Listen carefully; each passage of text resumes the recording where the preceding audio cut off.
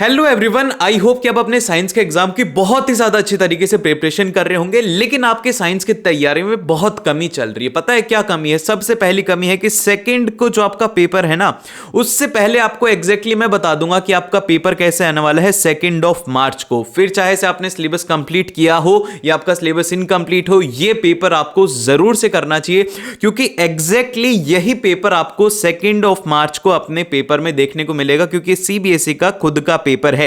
अब ये paper solve करने से आपको क्या हेल्प मिलेगी, मैं ये बता देता हूं। सबसे पहले तो आपको ये आइडिया लग जाएगा कि भाई किस तरीके के क्वेश्चंस एग्जाम में आते हैं, कितने न्यूमेरिकल क्वेश्चन आते हैं, कितने एक्टिविटी बेस्ड क्वेश्चन आते हैं, कितने कॉम्पिटेंसी बेस्ड क्वेश्चन आते हैं, कितने क्वेश्चंस डेफिनेशन के ऊपर बेस्ड आते हैं। तो ये बहुत ज्यादा इंपॉर्टेंट है। अगर आपने सिलेबस कंप्लीट कर लिया तो आपको इसमें क्विक रिवीजन हो जाएगा, आपको क्वेश्चन सोचने का तरीका पता लग जाएगा, क्योंकि जो मोस्ट ऑफ द स्टूडेंट होते हैं ना, उनको पेपर पूरा आता है, लेकिन फिर भी स्टूडेंट अच्छे स्कोर क्यों नहीं कर पाते? क्योंकि वो उस टाइम पर सोच ही नहीं पाते कि इसका आंसर किस तरीके से सोचना है और किस तरीके से हमें लिखना है। तो इसीलिए वीडियो बहुत ज्यादा इंपॉर्टेंट है आपके 2 मार्च के एग्जाम के लिए, तो पूरा जरूर से देखना। देखो यार, मैं इसलिए बोल रहा हूं क्योंकि मैं नहीं चाहता कि कोई भी स्टूडेंट है ना कम स्कोर करे मेरे से पढ़ने के बाद में। एटलीस्ट 80 आउट ऑफ 80 तो तुम करो, क्योंकि भाई इतनी मेहनत करते हो तुम, तो इस तरह तो तुम डिजर्व करते हो कि भाई 80 नंबर तो आएंगे तुम्हारे साइंस में।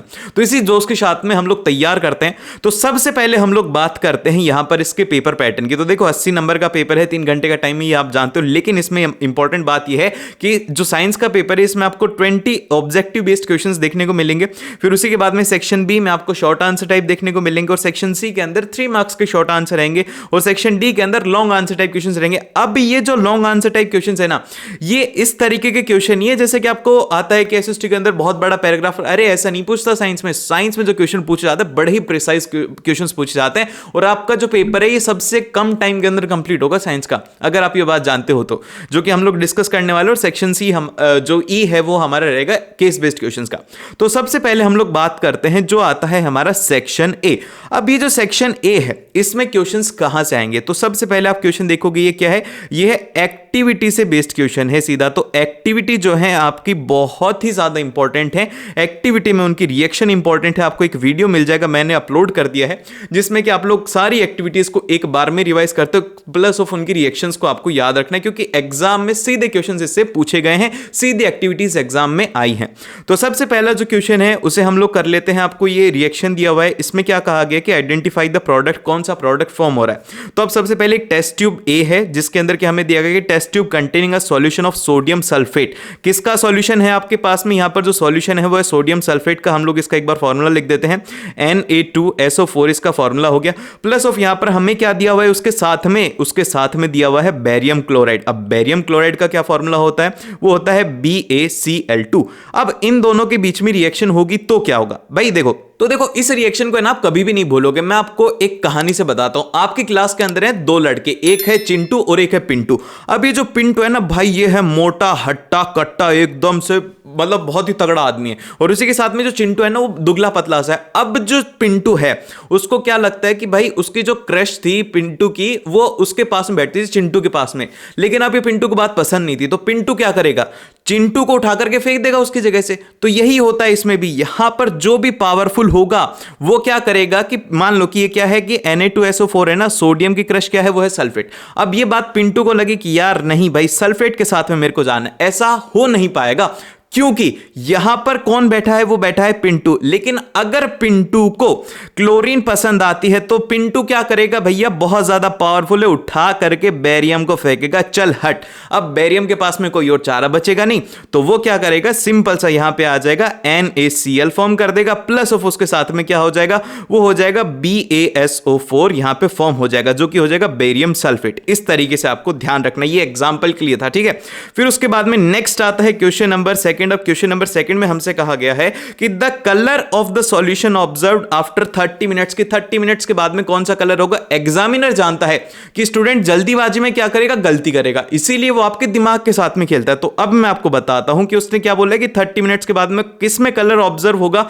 वो बोल रहा है कि कॉपर सल्फेट सॉल्यूशन में कलर ऑब्जर्व होगा। अब उस टाइम के ऊपर इतना प्रेशर होता है कि स्टूडेंट क्या करता है कि कॉपर सल्फेट का क्या पूछा है? कलर पूछा है, ब्लू होगा, मार्क कर दिया। यहां पे होगी गलती। यही यहां पर आपको ध्यान रखना है, ऑप्शंस को इसमें सबसे पहले ध्यान से देखोगे तो फिर अब यहां पे क्या हो रहा है, वही चिंटू पिंटू वाली कहानी है। यहां पे भी क्या है, यहां पे है CuSO4 प्लस ऑफ यहां पर जिंक है। अब यहां पे कौन है पावरफुल, यहां पर पावरफुल है जिंक, तो जिंक क्या करेगा भाई, उठा करके फेंक देगा कॉपर को, तो यहां पर क्या फॉर्म हो जाएगा, वो हो जाएगा ZnSO4। और ये बात ध्यान रखनी है कि जो CuSO4 होता है इसका कलर होता है ब्लू, और जब ये CuSO4 इससे हट जाएगा, मतलब कॉपर सल्फेट नहीं रहेगा, सिर्फ और सिर्फ क्या बचेगा, जिंक सल्फेट। तो जिंक सल्फेट का कलर कैसा होता है, वो होता है कलरलेस। इसीलिए क्या सॉल्यूशन बनेगा इसमें, तो इसका जो आंसर हो जाएगा बी ऑप्शन एकदम से करेक्ट हो जाएगा। इस तरीके से आपको ध्यान रखना है। फिर उसके बाद में आता है question number third. Question number third में हमसे कहा गया है कि mild non corrosive basic salt. अब यहां पर बात करी जा रही है mild non corrosive basic salt की। तो अब ये जो एक नया वर्ड है इसमें कंफ्यूज नहीं होना है। सिंपल सी सबसे पहली बात तो ये ध्यान रखनी है कि ऐसे जो बेसिक सॉल्ट होते हैं उनका पीएच कितना होता है, 7 से ज्यादा होता है। अब बात किसकी करी जा रही है, mild non corrosive. Non corrosive का मतलब होता है कि जो लेस बेसिक हो। अब लेस बेसिक कब होंगे, जब उनकी पीएच 7 के आसपास रहेगी, 8 के 8.5 तक उनकी पीएच रहती है, वो क्या होते हैं, माइल्ड नॉन कोरोसिव। और वहीं पे ही अगर जो है हमारी पीएच कितनी हो जाती है, अगर 13 हो जाती है, 14 हो जाती है, तो इस केस के अंदर ये हो जाते हैं कोरोसिव बेसिक सॉल्ट। ये बात ध्यान में रखनी है कि कौन से माइल्ड होते हैं और कौन से ये मतलब कि कौन से कोरोसिव होते हैं, कौन से नॉन कोरोसिव होते हैं। ठीक है, तो अब मैं आपको इसके सॉल्व करके दिखाता हूं कि इसको आप किस तरीके से सोचेंगे, कैसे आप इसके पीएच फाइंड आउट करेंगे। अब यहां पर ये जो कैल्शियम हाइड्रोक्साइड गिवन है, कैल्शियम हाइड्रोक्साइड की जो पीएच होती है वो नियरली अबाउट 9 से अबव होती है, लेकिन हमें क्या चाहिए, माइल्ड नॉन कोरोसिव चाहिए। तो इसकी पीएच कितनी होनी चाहिए, 8 से 8.5 के बीच की रेंज की होनी चाहिए। तो ये तो होगा नहीं। फिर उसके बाद में जो नेक्स्ट आते हैं, जैसे कि नेक्स्ट जो सॉल्ट हमें गिवन है वो क्या है, NaCl है। अब आप ये कैसे निकालोगे कि ये जो सॉल्ट है ये एसिडिक है, बेस है। आप इसके कंपोनेंट निकाल लो कि एसिड वाला कंपोनेंट कौन सा है, बेस वाला कौन सा है। तो एसिड वाला कंपोनेंट की अगर हम लोग बात करते हैं वो है HCl, और बेस वाले की अगर हम बात करते हैं तो वो होता है NaOH।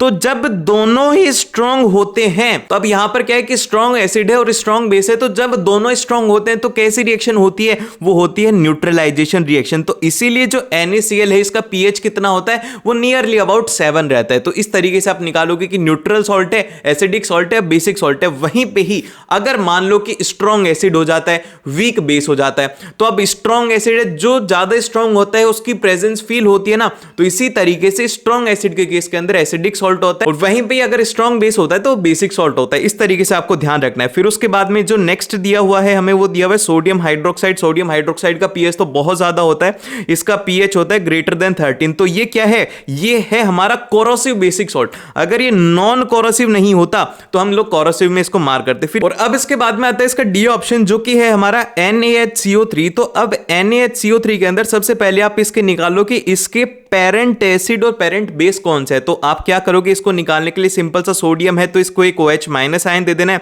और HCO3 को एक आपको H प्लस आयन दे देना है। तो आपके पास में आएगा NaOH और यहां पर आ जाएगा H2CO3। अब यहां पे आपको पीएच पता होनी चाहिए। तो यहां पर ये जो NaOH है इसकी पीएच बहुत ही ज्यादा हाई होती है, नियरली अबाउट 13 होती है। और वहीं पे ये जो एसिड है कार्बोनिक एसिड, इसकी पीएच पता है कितनी होती है, इसकी पीएच होती है नियरली अबाउट 5। तो इन दोनों की जो पीएच है रिएक्शन के बाद में क्या रहेगी, 8.5 से कम रहेगी। इसीलिए कैसे होते हैं, माइल्ड नॉन कोरोसिव रहते हैं। अब इसमें कंफ्यूजन वाले दो पॉइंट थे कि भैया एक तो न्यूट्रल सॉल्ट दिया हुआ है और एक यहां पर NaHCO3 दिया हुआ है। तो लेकिन आपको क्या करना है, थोड़ा बेसिक की बात करी जा रही है, इसीलिए डी ऑप्शन इसका करेक्ट हो गया। तो नेक्स्ट आता है, वो आता है हमारे पास में क्वेश्चन नंबर 4। अब क्वेश्चन नंबर 4 में हमसे कहा गया है कि on adding the dilute sulphuric acid to the test tube containing a metal X, कि हमारे पास में क्या है, एक है डाइल्यूट सल्फ्यूरिक एसिड, तो हम लोग बोल देते हैं H2SO4 है, और प्लस ऑफ यहाँ पर हमारे पास में कोई भी एक एलिमेंट X है। फिर उसके बाद में बोलता है कि a colourless gas is produced when a burning match stick is brought near it. कि भैया उसने कहा है कि एक कलरलेस गैस प्रोड्यूस होती है जब भी हम उसके पास में एक बर्निंग मैच स्टिक लेकर के आते हैं। तो बेसिकली कहना चाह रहे हैं कि एक फ्लेमेबल गैस है। फ्लेमेबल गैस कौन सी होती है, वो होती है हाइड्रोजन, यहाँ पर गैस रहती है।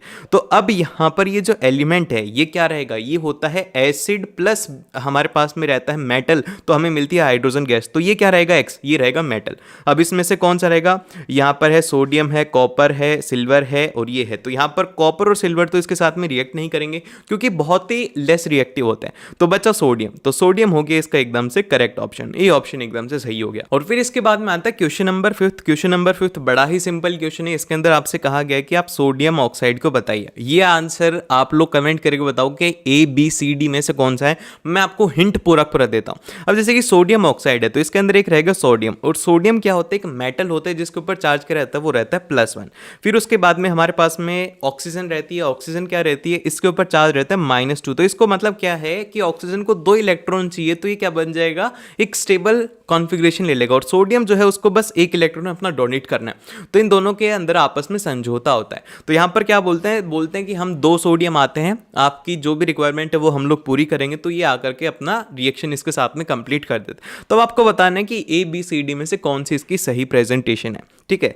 देन फिर इसके बाद में जो नेक्स्ट आता है हमारे पास में क्वेश्चन नंबर 6। अब क्वेश्चन नंबर 6 के अंदर हमसे कहा गया है कि an element with the atomic number will form a basic oxide. अब देखो बेसिक ऑक्साइड कौन फॉर्म करेगा, हमेशा इसके अंदर उल्टा होता है। ये होता है कि अगर हमारा जो मेटल है, ठीक है, मेटल जो रहेगा वो क्या बनाएगा, वो बनाएगा हमारे पास में बेसिक चीज़ें बनाएगा वो, ठीक है। बेसिक कुछ भी हो, बेसिक सॉल्ट हो, कुछ भी हो, जो इतना ज़्यादा रिएक्टिव मेटल होगा वो उतनी ही ज़्यादा बेसिक चीज़ें वो फॉर्म करेगा, उतना ही ज़्यादा बेसिक एसिड वो फॉर्म करेगा।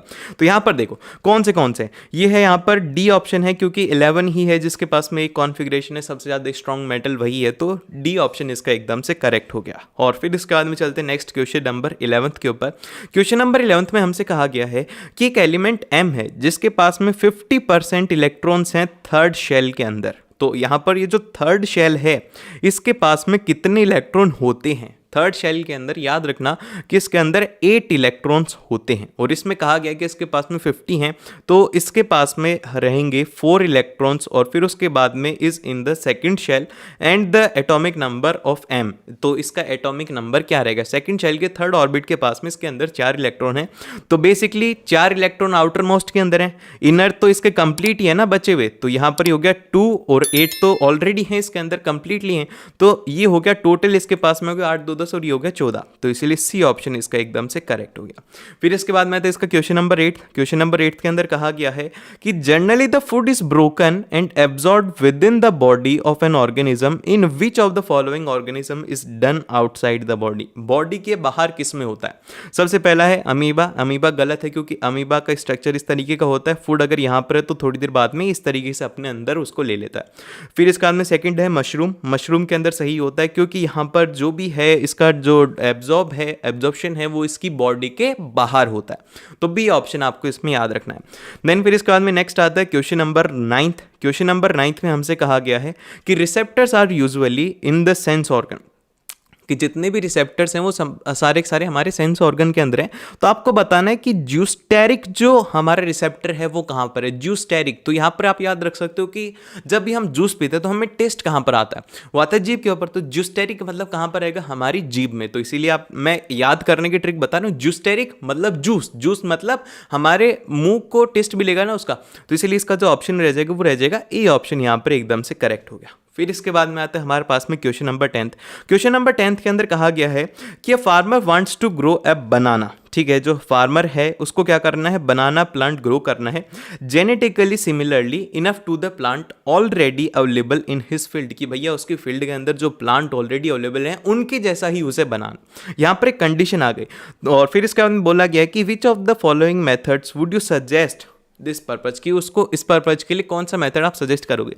तो यहाँ पर क्या है कि ऑलरेडी का एग्जिस्टिंग प्लांट है उससे हमें बनाना है, तो हो सकता है कि वो यहाँ पर रूट हो सकता है कि यहाँ पर उसकी स्टेम हो, या फिर कोई भी उसका पार्ट हो सकता है। तो जब भी हम किसी भी एक ऐसे पार्ट से एक नया प्लांट बनाते हैं तो उसे हम लोग कहते हैं वेजिटेटिव प्रोपागेशन।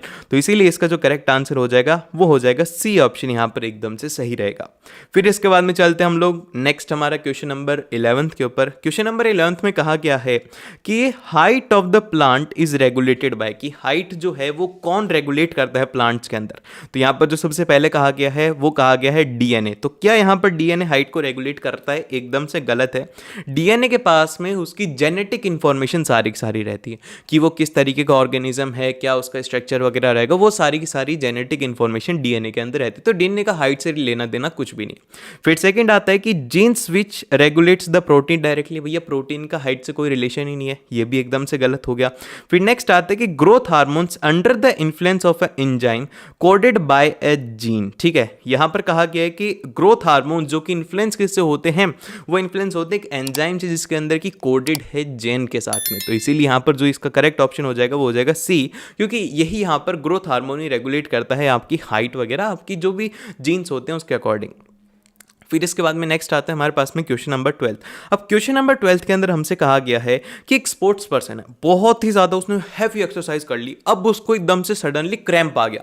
तो अब आपको बताना है कि ये क्यों हुआ होगा। तो ये होने के पीछे का सबसे पहला कारण तो ये होता है कि लैक ऑफ ऑक्सीजन। ठीक है, लैक ऑफ ऑक्सीजन हुई होगी जिस वजह से क्रैम्प आता है। प्लस ऑफ यहाँ पर जब भी हम एक्सेसिव एक्सरसाइज करते हैं तो ये आपको रिएक्शन याद होगी कि जब भी ग्लूकोज बर्न होता है इन एब्सेंस ऑफ ऑक्सीजन तो यहाँ पर फॉर्मेशन होता है लैक्टिक एसिड का। तो ये जिसके अंदर भी ऑप्शन है वो एकदम से सही हो जाएगा। आई थिंक कि सी ऑप्शन एकदम से करेक्ट है। फिर इसके बाद में चलते हैं हम लोग क्वेश्चन नंबर 13 के ऊपर। क्वेश्चन नंबर 13 में हमसे कहा गया है कि an object is placed in front of a convex mirror, की जो कॉन्वेक्स मिरर है उसके सामने एक ऑब्जेक्ट को रखा गया है। तो यहाँ पर इमेज फॉर्म्ड कैसी होगी? तो यहाँ पर ये जो इमेज है इसका क्या इससे कोई रिलेशन है? वो है इसकी डिस्टेंस से। जैसे कि ये हमारा कॉन्वेक्स मिरर है, अब ये जैसे जैसे आप इसकी डिस्टेंस इंक्रीज करोगे डिक्रीज करोगे उसके ऊपर ही डिपेंड करेगा। तो हम लोग इसको बोलेंगे कि इमेज तो इसके बाहर ही बनेगी, क्योंकि इसके बिहाइंड ही बनती है। इसके अंदर जो इमेज बनती है वो बनती है वर्चुअल इमेज बनेगी ऑलवेज कॉन्वेक्स के केस के अंदर। तो इसीलिए हम लोग बोलेंगे कि इमेज यहां पर बनेगी बिहाइंड द मिरर, और जो डिस्टेंस रहेगी वो पोजीशन रहेगी कि आप जो भी एडजस्ट करोगे उसी के अकॉर्डिंग उसकी पोजीशन सेट रहने वाली है। फिर इसके बाद में नेक्स्ट आता है हमारे पास में क्वेश्चन नंबर 14। क्वेश्चन नंबर 14 के अंदर हमसे कहा गया है कि when the light enters the atmosphere it strikes on the extremely fine particles which deflects the ray of the light in all the possible direction. की एक लाइट आ रही है, जैसे कि पार्टिकल है, इसके ऊपर लाइट आ रही है, तो ये क्या करेगा, इसको डिफ्लेक्ट कर देगा। तो इस फिनोमिनन को हम लोग क्या बोलते हैं? मतलब सिंपल सी बात यह है कि आपके पास में कोई भी चीज़ एक इकट्ठा आ रही है, आप उसको फैला दे रहे हो, क्या कर रहे हो, स्कैटर कर रहे हो। तो इसे हम लोग बोलते हैं स्कैटरिंग ऑफ लाइट। तो बी ऑप्शन इसका एकदम से करेक्ट हो गया है। देन फिर इसके बाद में आता है हमारे पास में क्वेश्चन नंबर 15। क्वेश्चन नंबर 15 के अंदर हमसे कहा गया है कि 1987 an agreement was formulated by the United Nation Environment Programme, जो कि है UNEP, to freeze the production of X. कि यहाँ पर ये जो एक्स है इसको रोकना है, क्योंकि इसकी वजह से जो हमारा वाई है वो खत्म होता जा रहा है। मतलब समझ रहे हो कि x की वजह से y को प्रॉब्लम हो रही है। तो y क्या है और x क्या है? तो सिंपल सी बात ये है कि कहना चाह रहे कि हमारी जो ओजोन है उसको समस्या हो रही है। अब ओजोन को समस्या किससे थी? वो थी क्लोरोफ्लोरोकार्बन। क्लोरोफ्लोरोकार्बन और ओजोन, हमने इसको आसानी से डिकोड कर लिया। मतलब डिप्लीशन की बात करी जाती है। डिप्लीशन किसका हो रहा है? ओजोन लेयर का, और ओजोन लेयर के अंदर क्या है? वो है ओजोन। ठीक है, फिर इसके बाद में नेक्स्ट आता है क्वेश्चन नंबर 16। क्वेश्चन नंबर 16 के अंदर कहा गया है कि which of the following features related to the biodegradable waste. की बायोडिग्रेडेबल वेस्ट से रिलेटेड कुछ जो भी बातें हैं इनमें से बताइए। सबसे पहले के अंदर कहा गया है कि broken down by the biological process. Biological process से उसको हम लोग आसानी से तोड़ सकते हैं, मतलब उसको डिस्ट्रॉय किया जा सकता है, या फिर वो हमारे ही इन्वायरमेंट के अंदर वो मिल जाएगा। तो ये किससे होता है? ये होता है हमारा ए ऑप्शन से। तो इसीलिए ए ऑप्शन इसका एकदम से करेक्ट हो गया है। देन फिर इसके बाद में 17 से लेकर के 20 तक के क्वेश्चन है असर्शन और रीजनिंग के, जो कि आपको देखने ही चाहिए। ये एक इंपॉर्टेंट है जिसके अंदर कि हम लोग जाकर के कंफ्यूज हो जाते हैं। तो यहां पर जो हमारे पास में सबसे फर्स्ट क्वेश्चन है इसका, वो ये है कि rusting of iron is an endothermic process. कर दी गलती, बोला है कि एंडोथर्मिक प्रोसेस है। भाई नहीं यार, ये बहुत ही ज़्यादा एक्सोथर्मिक प्रोसेस होती है जिसके अंदर की बहुत ही ज़्यादा हीट रिलीज होती है इन्वायरमेंट के अंदर। ये आपको याद रखना पड़ेगा। इसको कोई प्रूफ नहीं हुआ, बोलोगे कि भैया ऐसा तो नहीं होता, हमारे घर पे तो ना लोहे का डंडा है, उसको अगर हम पकड़ते तो उसमें तो गर्मी नहीं निकलती। भाई आप ध्यान से देखो, जब भी आयरन के साथ में ऑक्सीजन आती है तो उसके साथ में हीट जनरेट होती है, और इसीलिए ही वो वहाँ पर फेरिक ऑक्साइड बनाता है, जिस वजह से उसके ऊपर रस्टिंग हो जाती है। तो यहाँ पर एक्सोथर्मिक हो गया। सिंपल सा क्या हो गया भाई, पहला ही गलत हो गया। तो डी ऑप्शन इसका एकदम से करेक्ट आंसर हो गया। फिर इसके बाद में चलते हैं 18th क्वेश्चन के ऊपर, इसे क्लियर कर दिया जाए। तो 18th क्वेश्चन है, इसके अंदर कहा गया है ध्यान से देखना, बड़ी ही अच्छी बात कही गई है 18th के अंदर, वो ये है कि probability of survival of an organism produced through the sexual reproduction is more than that of organism produced by the asexual mode. दो मोड होते हैं, एक होता है सेक्सुअल और दूसरा होता है एसेक्सुअल। तो अब यहाँ पर ये जो मोड हैं इनके अंदर किस में सर्वाइवल के ज़्यादा चांसेस रहेंगे? तो यहाँ पर जो सेक्सुअल प्रोडक्शन होता है इसके अंदर क्या होते हैं, दो पेरेंट यहाँ पर इन्वॉल्व रहते हैं, ठीक है। दो पेरेंट इन्वॉल्व रहेंगे तो उसके अंदर क्या होता है कि वेरिएशन आने के चांसेस हैं, और वेरिएशन का यहाँ पर एडवांटेज मिल जाता है कि वो आसानी से उस कंडीशन को सर्वाइव कर पाता है। वहीं पर एसेक्सुअल के अंदर क्या होता है, सिर्फ और सिर्फ सिंगल पेरेंट होता है, जिससे कि उनके अंदर जो प्रॉब्लम थी वही प्रॉब्लम आगे भी जनरेशन में कैरी फॉरवर्ड होती है। तो इसीलिए यहां पर इसका करेक्ट रहेगा कि ए तो करेक्ट है, और इसी के साथ में रीजन में दिया गया है कि variation provide the advantage to the individual for the survival. एकदम से सही बात है और ये सही भी है, इसका एक्सप्लेनेशन भी सही है। तो हम लोग बोलेंगे कि A and R are true and R is the correct explanation of A. तो इसका ए ऑप्शन एकदम से करेक्ट हो गया। फिर इसके बाद में चलते हैं हम लोग नेक्स्ट की तरफ, जो कि है हमारा क्वेश्चन नंबर 19। क्वेश्चन नंबर 19 में हमसे कहा गया है कि a compass needle is placed near a current carrying wire and the deflection of an the compass needle decreases. ये देखो कहा गया कि डिक्रीज होगा when the magnitude of current in increase. यार गलती कर दी ना, जब वायर के अंदर करंट इंक्रीज होगा तो उसकी मैग्नेटिक फील्ड भी इंक्रीज होगी। तो इसीलिए यहां पर हमारे पास में क्या हो जाएगा कि मैग्नेटिक फील्ड उसकी स्ट्रांग होगी, और यहां पर बोला है कि डिक्रीज होगी। तो इसीलिए इसका जो करेक्ट ऑप्शन रहेगा वो रहेगा सी, क्योंकि असर्शन ही इसके अंदर गलत हो गया। फिर इसके बाद में नेक्स्ट आता है क्वेश्चन नंबर 20, जिसके अंदर की कहा गया कि biodegradable substance result in the formation of an the compost and the natural replacements, जो कि एकदम से हमारे पास में सही बात है। और फिर इसका में इसका रीजन ये है कि it due to the breakdown of an the complex inorganic substance into the simpler organic substance. इसका रीजन गलत हो गया ना, तो इसीलिए इसका हमारे पास में सी ऑप्शन एकदम से करेक्ट हो गया। सो अब 21 क्वेश्चन से स्टार्ट होते हैं, 2 मार्क्स के क्वेश्चन है। और साइंस में एक बात ध्यान रखो कि आपको ज्यादा नहीं लिखना, आपको सिर्फ और सिर्फ 2 पॉइंट लिखने हैं, लॉजिकल पॉइंट लिखने हैं। इसमें फालतू की बकवास नहीं लिखनी, सबसे अच्छी बात है साइंस की, जो बात है वो आपको एज इट इज लिख देने। तो सबसे पहले क्वेश्चन में हमसे कहा गया है कि dilute HCl is added to the zinc granules, how will you prove that the chemical change has taken place here. अब देखो केमिकल चेंज होने के क्या क्या तरीके होते हैं, आपको कैसे पता लगेगा? सबसे पहला तो होता है कि हम ऑब्जर्व कर लें। ऑब्जर्व किस तरीके से करते हैं? अगर कोई कलर चेंज हो जाए तो हम ऑब्जर्व करते हैं, या फिर हम उसे टच करके ऑब्जर्व करेंगे कि उसके टेम्परेचर के अंदर क्या कोई चेंज हुआ है, जिससे कि हम लोग ऑब्जर्व करेंगे। और उसी के साथ में एक और चीज से हम लोग इसको टेस्ट करते हैं, वो करते हैं कि अगर उसमें से कोई गैस निकल रही है तो हम लोग बोलेंगे कि यहां पर कोई एक केमिकल चेंज हुआ है। एंड अब उसी के साथ में एक छोटा सा क्वेश्चन मेरा ये है कि अगर वो अपनी स्टेट को चेंज करता है, जैसे कि स्टार्टिंग के अंदर क्या था, वो था सॉलिड, फिर उसके बाद में रिएक्शन के बाद में क्या हो रहा है, वो हो रहा है लिक्विड, तो कैसी चेंज है? ये केमिकल है या फिर ये यहां पर जो फिजिकल चेंज है वो है? जल्दी से आप लोग मुझे कमेंट करके बताओ कि वो सॉलिड था, उसके बाद में लिक्विड हो रहा है, लेकिन यहां पर क्या हो रही है, रिएक्शन हो रही है। तो जल्दी से आप लोग मुझे इसका आंसर बताइए कि केमिकल चेंज है या फिर फिजिकल चेंज है।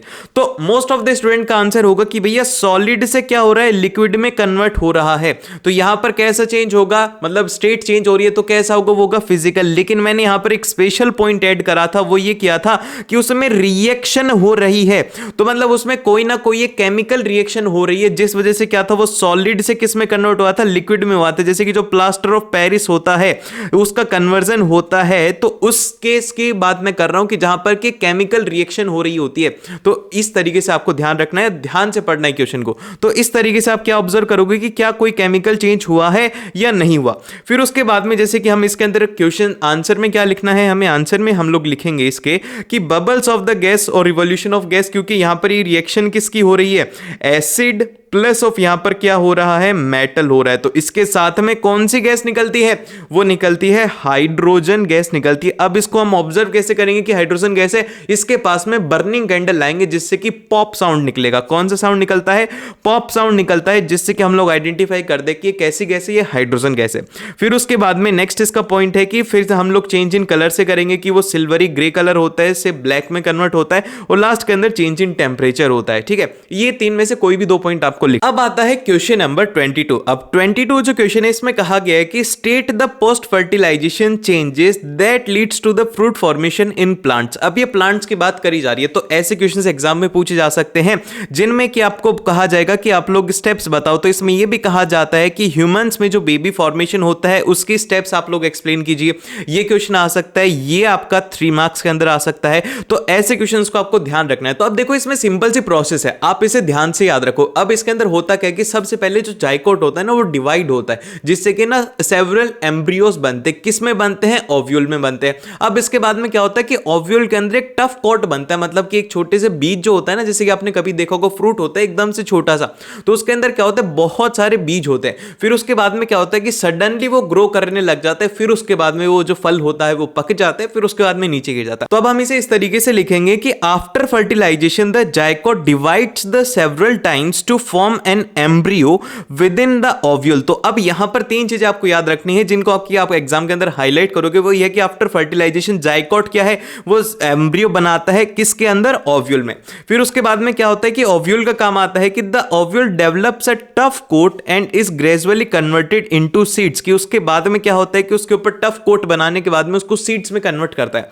देन फिर उसके बाद में क्या करती है, इसके बाद जो आता है वो आता है ओवरी का काम आता है। Ovary grows it rapidly and ripens to form a fruit. फिर उसके बाद में ओवरी का काम आता है जो कि इसे पका करके फ्रूट बना देता है। And the petals, sepals, stamens, style, stigma and may shiver and fall off. इसके बाद में क्या होता है कि ये जब फ्रूट बन जाता है तो ये सारी सारी चीजें नीचे टूट के गिर जाती है। इस तरीके से आपको इसे ध्यान रखना है। फिर उसके बाद में नेक्स्ट क्वेश्चन आता है, उसमें हमसे कहा गया कि what is the purpose of making urine in human body. की ह्यूमन बॉडी में यूरिन क्यों बनता है, and name the organ that store and release the urine. तो देखो यूरिन बनने हमारी जो बॉडी होती है ना बहुत सारे वेस्टेज प्रोड्यूस करती है, और आज तक की जो पूरी पूरी ब्रह्मांड है ना उसमें सबसे कॉम्प्लेक्स चीज पता है क्या है? वो है ह्यूमंस। अब हम ह्यूमंस के अंदर ना हमें पता ही नहीं है कि हम किस तरीके से फंक्शन करते हैं। हमारा ब्रेन जो है कितना फास्ट प्रोसेस करता है। जैसे कि मैं जो बोल रहा हूं आप सब कुछ चीजें इंस्टेंटली समझ पा रहे हो, फिर आप उसका रिस्पॉन्स भी बहुत ज्यादा फास्ट करते हो। तो हमारा ब्रेन बहुत तेज काम करता है। वहीं पर अगर आप कोई और प्लांट्स को देखोगे, हमने इतने सुपर फास्ट कंप्यूटर बना रखे लेकिन वो भी हमारे ब्रेन से तेज प्रोसेस नहीं कर पाते। हमारा ब्रेन इतना ज्यादा कॉम्प्लेक्स है, हमारी बॉडी इतनी ज्यादा कॉम्प्लेक्स है। हमारा ब्लड है, हमारा ब्लड जो है, आपने कभी भी ये सुना है कि हमने आर्टिफिशियली ब्लड को डिजाइन कर लिया? नहीं कर पाए। हमने आर्टिफिशियली ऑर्गन्स बना लिए लेकिन हम उन्हें चला नहीं पाते, इतनी ज्यादा साइंस होने के बाद भी, क्योंकि हमारी जो बॉडी है वो सबसे ज्यादा क्या है? कॉम्प्लेक्स है इस पूरे यूनिवर्स के अंदर। इसको समझना बहुत ज्यादा कॉम्प्लेक्स है। और एक थ्योरी तो ये भी कहती है, अगर आपको थ्योरीज में इंटरेस्ट है, वो ये है कि हम ह्यूमंस का जो दिमाग है ना वो एग्जैक्टली जो यूनिवर्स है उसके जैसा है। मतलब क्या है? मतलब ये है कि जितने भी प्लैनेट्स वगैरह है ना वो सब हमारे माइंड्स के अंदर जैसे न्यूरॉन्स है ना उनकी शेप के हैं और उनकी साइज के, क्योंकि हमारे माइंड्स के अंदर अप्रोक्सीमेटली इतने न्यूरॉन्स हैं कि उनको हम लोग गिन नहीं सकते। और हमारे माइंड के अंदर अप्रोक्सीमेटली 70% ऑफ द वाटर होता है। ये कुछ फैक्ट्स है जो कि आपको पता होना चाहिए। मेरे को बड़ा इंटरेस्ट होता है ऐसे फैक्ट्स के अंदर। मैं बहुत ज़्यादा सुनता हूँ ऐसे फैक्ट्स कि भाई जैसे कि 2050 में दुनिया कैसी होगी, कैसे हम लोग आगे काम करेंगे। टेक्नोलॉजी के जहाँ पर नाम आ जाता है वहाँ पर तो बल्ले बल्ले हो जाती है मेरी। अगर आप भी इंटरेस्टेड हो मेरी जैसे, तो भैया आप लोग बने हो इंजीनियरिंग के लिए। इस तरीके से फाइंड आउट करना था। अगर आपके अंदर वो कीड़ा है ना कि भाई ये हो रहा है तो ऐसा क्यों हो रहा है, वो अगर कीड़ा है ना तो आप लोग इंजीनियर बनने को तैयार हो। ठीक है, तो ये तो होगी हमारी काम की बात। अब इससे ज्यादा काम की बात करते हैं, वो ये है कि to filter out the nitrogenous waste. ये यहां पर ध्यान रहे कि क्या फिल्टर करने के लिए होता है? Nitrogenous waste that produce like urea and uric acid. अगर आप ये नाम लिखते हो तो आपको यहां तक कितना नंबर मिलेगा? आधा नंबर मिलेगा। From the blood in humans, अगर आप ये पूरा लिखते हो तो इसके लिए मिलेंगे आपको 1 नंबर। फिर उसके बाद में पूछा गया कि दैट स्टोर, जो कि हो जाएगा यूरिनरी ब्लैडर, इसका हाफ मार्क्स है। फिर उसके बाद में यूरेथ्रा से पास होता है तो इसका हाफ मार्क्स है। इस तरीके से आपकी मार्किंग होती है। हर एक वर्ड के आपको मार्क्स दिए जाते हैं बोर्ड में। इसको ध्यान से समझो। जो आर्टरी होती है ना, इनमें क्या होता है कि बहुत ही ज्यादा हाई प्रेशर में ब्लड आता है। कहां से आता है? हमारे हार्ट से बहुत तेज पंप होकर के ब्लड आता है। तो ये जो ब्लड होता है ये इतने ज्यादा प्रेशर से होता है कि एक ह्यूमन हार्ट जो है वो अप्रोक्सीमेटली 10 फीट हाइट तक ब्लड को फेंक सकता है। और अप्रोक्सीमेटली जो ह्यूमंस के अंदर की जो हमारी नसें होती है ना, उनकी जो लेंथ है वो है 70,000 किलोमीटर्स, जो कि हमारा हार्ट काम करता है उसको पंप करके। तो इसीलिए क्या होता है कि प्रेशर इंक्रीज होने की वजह से कि हमारी नस ना फट जाए, इसीलिए क्या किया है कि थिक और इलास्टिक वॉल्स बनाई गई हैं ताकि वो प्रेशर को हैंडल कर पाए। लेकिन वहीं पर ही जो वेन्स है, वेन्स के अंदर आते टाइम क्या होता है कि प्रेशर डिक्रीज हो जाता है। अब मान लो कि आपने भेज तो दिया, लेकिन अब आते टाइम प्रेशर स्लो हो गया, तो वो क्या होगा कि वो रिवर्स बैक आएगा। तो इसीलिए रिवर्स बैक ना आए, इसीलिए उसके अंदर इस तरीके के वॉल्व होते हैं कि वो आगे चला जाए तो फिर वो वापस ना, इस तरीके की शेप होती है, मतलब कि यहां से ऊपर से आता है, नीचे जाता है, लेकिन यहां से ऊपर वापस नहीं जा पाता, इसीलिए वेन्स में वॉल्व होते हैं। तो अब हम लोग इसका आंसर इस तरीके से लिखेंगे, the blood emerge from the heart under the high pressure and flows through artery. Artery के अंदर कहां से ब्लड फ्लो करता है? हार्ट से। फिर उसके बाद में hence to bear this pressure the arteries having the thick and elastic walls.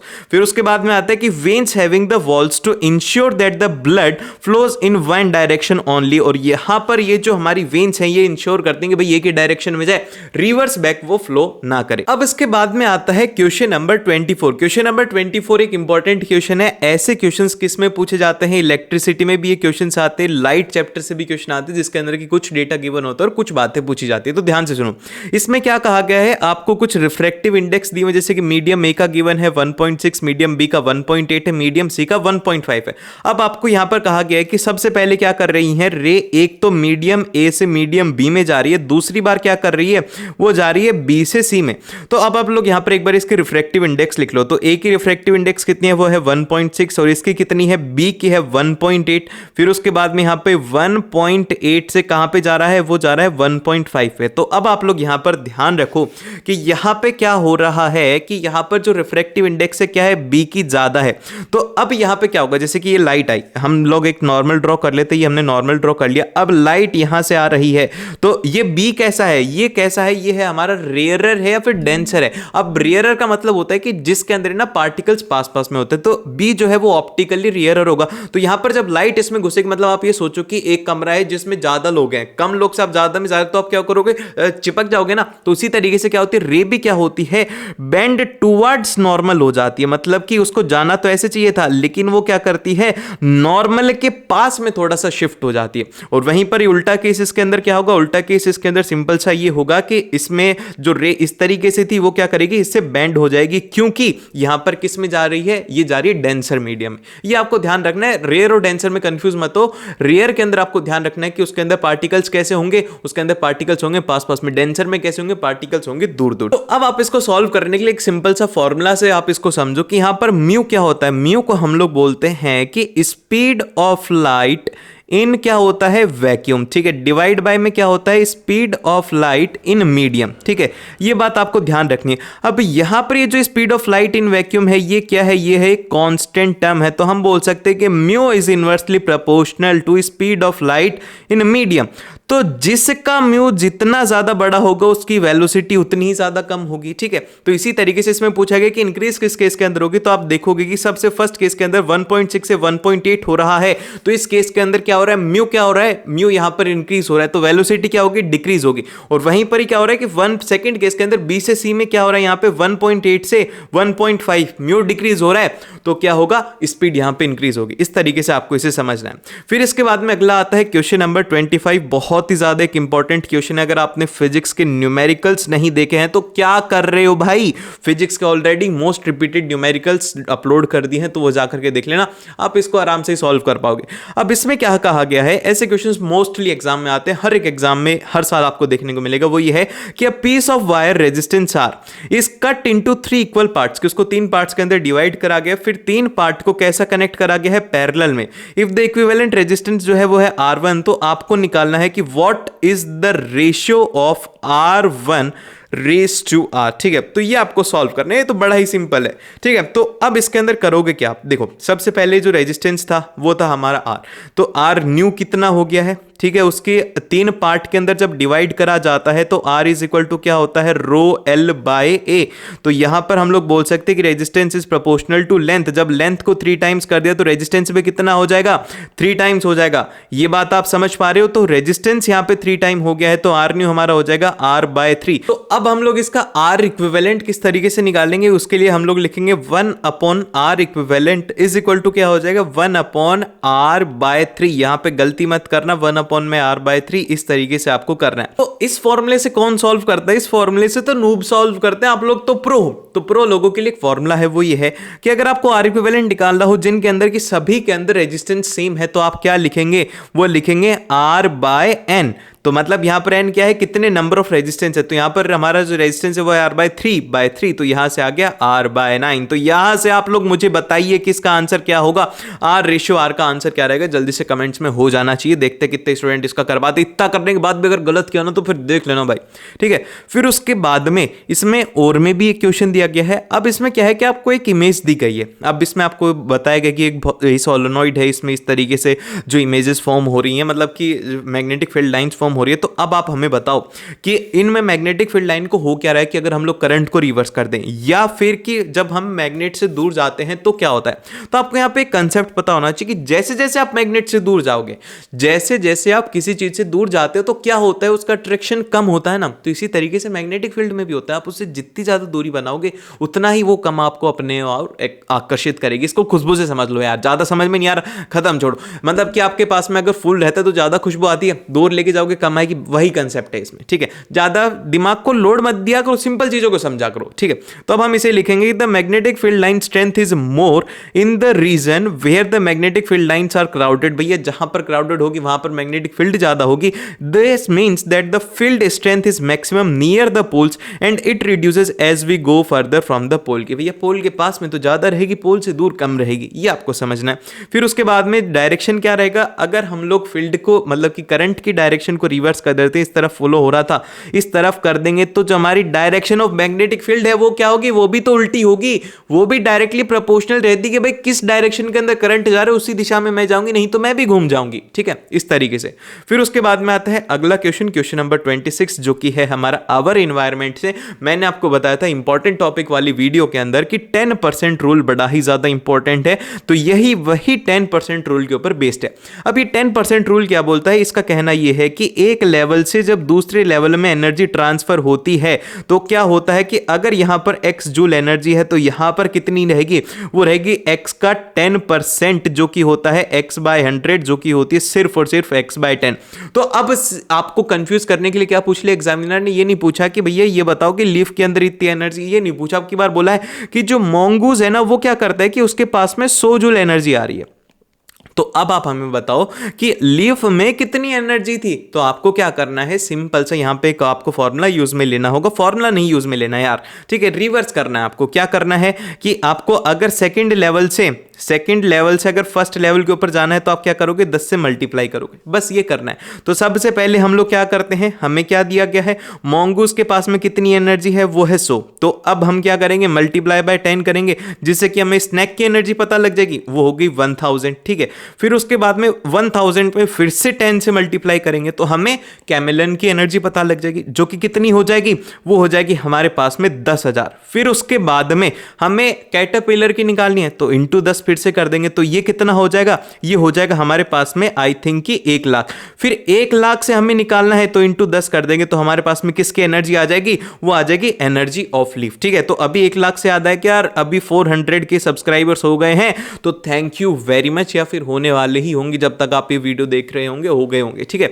तो ये आपको ध्यान रखना है कि इस तरीके से रिवर्स में भी पूछा जा सकता है, तो सीधा भी क्वेश्चन पूछा जा सकता है। फिर उसके बाद में अगला क्वेश्चन हमसे पूछा गया है कि मतलब कि इसके सेकंड पार्ट में कहा गया कि अगर मान लो कि ये जो हमारे जैसे कि एक लेवल से दूसरा लेवल, फिर इससे तीसरा लेवल, फिर इससे चौथा लेवल, तो अब हम क्या करते हैं कि इसमें और लेवल जोड़ देते हैं, तो क्या ये पॉसिबल होगा, तो भाई ये नहीं होगा। इसलिए नहीं होगा क्योंकि लास्ट लेवल के पास में कितनी एनर्जी आ रही है, वो आ रही है 100 जूल, ठीक है। मतलब कि जो हमारा लास्ट है ना, इससे पहले बोल रहे हैं कि जैसे कि मॉन्गूज है ना, उससे पहले आप क्या करोगे, 2 लेवल और जोड़ दो, जैसे कि लास्ट जो हमारी एनर्जी इसमें कितनी बचेगी, वो बचेगी फिर 1000 जूल। अब बोल रहे हैं कि इस इसको डिवाइड बाय 10 कर दो, ठीक है, 1/10 करोगे तो कितनी हो जाएगी, ये हो जाएगी 100।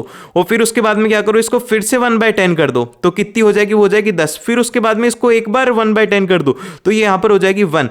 तो ये पॉसिबल ही नहीं है 10% रूल के अकॉर्डिंग कि इतनी कम एनर्जी रहे। तो ये बात ध्यान रहे कि मैक्सिमम कितने हो सकते हैं, 4 ट्रॉपिक लेवल यहां पर हो सकते हैं एक फूड चैन के अंदर, या फिर एक फूड वेब में ज्यादा होते हैं लेकिन फूड चैन में बस इतने ही होते हैं, ठीक है। फिर उसके बाद में आते हैं सेक्शन सी, जो कि भैया 3 नंबर के क्वेश्चन है। इसमें आपको क्या करना है, मैं कुछ बातें बता देता हूं जो कि इंपॉर्टेंट है। आपसे क्वेश्चंस जो हैं वो पॉइंट्स में पूछे जाते हैं। जैसे कि इसमें आप देखोगे ध्यान से तो आपसे ए पॉइंट पूछा गया, बी पॉइंट पूछा गया, सी पॉइंट पूछा गया, सभी एक एक नंबर के। तो कभी भी ये मत सोचना कि साइंस के अंदर बड़े क्वेश्चंस आएंगे, बड़े क्वेश्चंस नहीं आते, इनको ब्रेक डाउन करके आते हैं।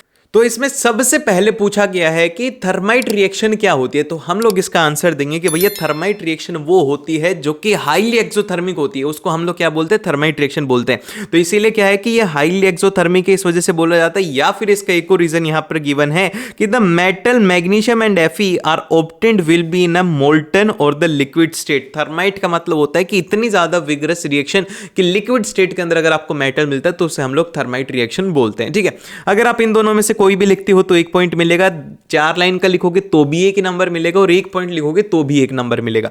फिर इसके बाद में सेकंड आता है कि आइडेंटिफाई द, मतलब कि जो ऑक्सीडाइज हुआ था और रिड्यूस होता है। आप इसको सिंपल सी बात याद रखो कि जो ऑक्सीडेशन होता है ना, ऑक्सीडेशन होने से क्या होता है कि कोई भी अमीर हो जाता है, ठीक है।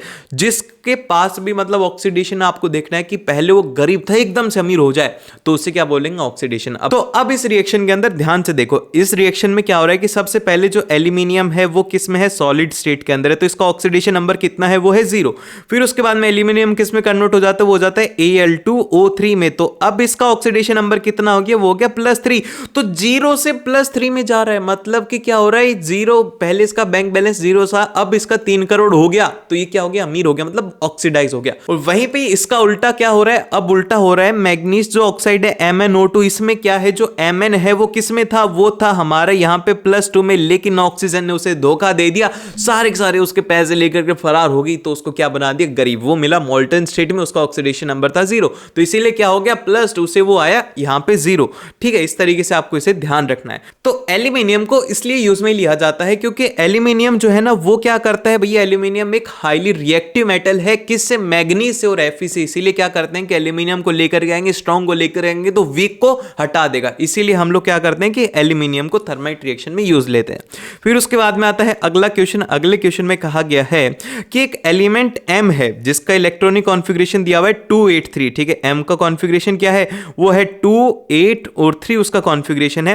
कंबाइंड सेपरेटली टू फॉर्म, मतलब कि क्लोराइड के साथ में मिलता है और सल्फेट के साथ में मिलता है, तो बोला जाता है कि right the chemical formulas of the compound formed, कि भैया कौन से केमिकल कंपाउंड फॉर्म होंगे ये आपको लिखना है। तो ध्यान से देखो, सबसे पहले तो आप इसका ऑक्सीडेशन नंबर निकालोगे कि इसके पास में कौन सा ऑक्सीडेशन स्टेट है। तो आप यहां पे देखो कि ये तो फुल कंप्लीट है, लेकिन क्या है, ये 3x का स्टेबल स्टेट है, नहीं है। इसको मतलब कि आप ये सोचो कि इसको मुक्ति कब मिलेगी, जब ये आखिरी के 3 इलेक्ट्रॉन्स को त्याग देगा, ठीक है, तो इसको मुक्ति मिल जाएगी। क्योंकि ये मतलब कि इसको अगर फुल कंप्लीट करने के लिए 8 चाहिए तो 5 इलेक्ट्रॉन लेने होंगे, और वहीं पर इसको मुक्ति के लिए क्या करना होगा, अपने 3 इलेक्ट्रॉन्स को डोनेट करने होंगे। तो ये क्या चाहेगा, ये चाहेगा कि मैं 3 देकर के जल्दी से भाग जाऊं। तो इसीलिए यहां पर क्या होगा, यहां पर ये होगा कि जो M का ऑक्सीडेशन स्टेट हो जाएगा वो हो जाएगा +3, ये आप ध्यान रखो। तो अब M जब Cl के साथ में मिलेगा तो यहां पे क्या होगा कि भैया ये बोलेगा कि मेरे को है ना 1 क्लोरीन से काम नहीं चलेगा, मेरे को 3 क्लोरीन चाहिए, क्योंकि मेरे पास में क्या है 3 इलेक्ट्रॉन्स मुझे त्यागने, और क्लोरीन क्या बोलते हैं कि मुझे बस एक ही चाहिए। तो इसलिए यहां पर बन जाएगा MCl3। फिर उसके बाद में इसी तरीके से जो सल्फेट है इसमें क्या होगा कि +3 है, तो इसमें हो जाएगा कि यहां पर 2 क्या आएंगे, M आएंगे, उसके साथ में सल्फेट कितने हो जाएंगे, वो हो जाएंगे यहां पर 3। तो इस तरीके से हमारा केमिकल फॉर्मूलाज फॉर्म होंगे। फिर उसके बाद में आता है predict the suitable reason for the nature of the bond formed by the M in general. M जो है वो आयनिक बॉन्ड बनाएगा, इसलिए बनाएगा क्योंकि वो उसकी ज्यादा स्टेबल स्टेट रहेगी, उसी में ही वो ज्यादा स्टेबल रह पाएगा। अब इसके बाद में आता है इसका और वाला क्वेश्चन। तो अब इसके और वाले क्वेश्चन में कहा गया कि एक रेडिश ब्राउन मेटल है X, जिसको कि हीट करते हैं जब एयर में, gives a black compound Y। Y एक कंपाउंड मिलता है, X को जब आप हीट करोगे तो आपको मिलेगा एक Y Y कंपाउंड, फिर उसके बाद में अगर आप उसको हीट कर दो in the presence of H2 gas, अगर आप इसको H2 गैस में करोगे तो आपको फिर से क्या मिलेगा, वो मिल जाएगा आपको X कंपाउंड। तो अब आपको बताना है कि X is refined by the process of electrolysis and this refined form of X is used in the electrical wiring. तो अब यहां से आपको आइडिया क्या लग गया कि X क्या है, इलेक्ट्रिकल वायरिंग की बात करी जा रही है। तो हमें सीधा सीधा समझ में आ रहा है किसकी बात कर रहे हैं भैया, कॉपर सबसे ऊपर रहता है इलेक्ट्रिक वायरिंग में।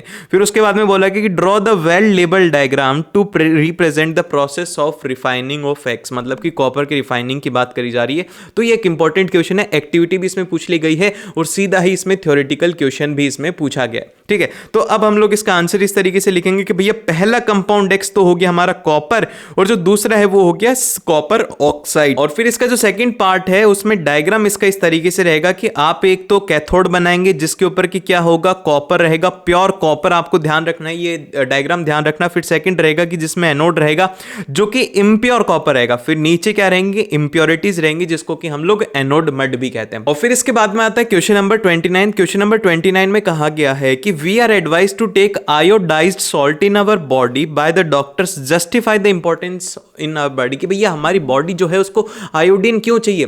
तो इसका आंसर हम लोग लिखेंगे कि iodine is in the essential for the synthesis of thyroxine. Thyroxine जो हार्मोन है उसके एसेंशियल कंपाउंड कौन सा है, वो है आयोडीन। फिर इसके बाद में सेकंड पॉइंट इसका गिवन है कि thyroxine regulates the carbohydrates, proteins, fats and metabolism in the body. की जो थायरॉक्सिन होता है वो क्या करता है, कार्बोहाइड्रेट्स को, प्रोटीन्स को, फैट को मेटाबोलाइज करता है। फिर लास्ट में आता है कि thyroxine provides the best balance for the growth in the body, कि जो भी ग्रोथ होती है वो किसकी वजह से होती है, आयोडीन की वजह से होती है। इसीलिए कहा जाता है कि आयोडीन नमक लेना चाहिए, टाटा का नमक, आयोडीन का नमक। ठीक है, फिर इसके बाद में आता है नेक्स्ट क्वेश्चन जो कि हमारा क्वेश्चन नंबर 30 में कहा गया है कि what is the probability of a girl और a boy being born in a family, justify your answer. कि भैया इसमें जो मेंडल्स एक्सपेरिमेंट था ना, उसके बाद में आप लोगों ने सेक्स डिटर्मिनेशन में पढ़ा होगा, क्या पढ़ा था इसमें, आपने पढ़ा था कि वो जो चार्ट था, तो इसको आपको ध्यान रखना है, इसके ऊपर बेस्ड क्वेश्चन आता है। तो देखो